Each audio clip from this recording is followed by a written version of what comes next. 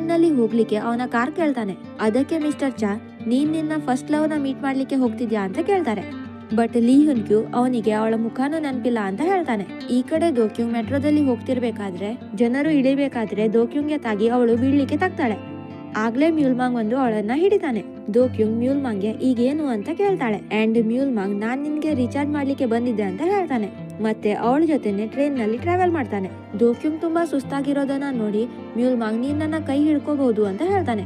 ಅದಕ್ಕೆ ದೋಕ್ಯುಂಗ್ ಹೇಳ್ತಾಳೆ ನಿನ್ ಮೂಡ್ ಹೇಗಿರುತ್ತೆ ಅಂತ ಹೇಳಕ್ ಬರಲ್ಲ. ಮ್ಯೂಲ್ಮಾಂಗ್ ದೋಕ್ಯುಂಗ್ಗೆ ಹೇಳ್ತಾನೆ ನಾನು ಜನರು ಏನು ಯೋಚಿಸ್ತಾರೆ ಅಂತ ಕೇಳಲಿಕ್ಕೆ ಹೋಗಿದ್ದೆ.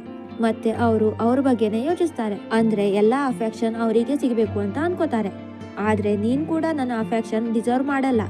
ಇದೆಲ್ಲ ಕೇಳಿ ದೋಕ್ಯುಂಗ್ಗೆ ಬೇಜಾರಾಗತ್ತೆ. ಮತ್ತೆ ಅವಳು ಅಲ್ಲಿಂದ ಹೋಗ್ತಾಳೆ. ಮನೆಗ್ ಬಂದು ದೋಕ್ಯುಂಗ್ ಫ್ಯಾಂಟಸಿ ಡ್ರಾಮಾ ನೋಡ್ಲಿಕ್ಕೆ ಶುರು ಮಾಡ್ತಾಳೆ. ಯಾಕಂದ್ರೆ ಅವಳಿಗೆ ಮ್ಯೂಲ್ಮಾಂಗ್ ನ ಪ್ರೀತಿಸ್ಬೇಕಿತ್ತು.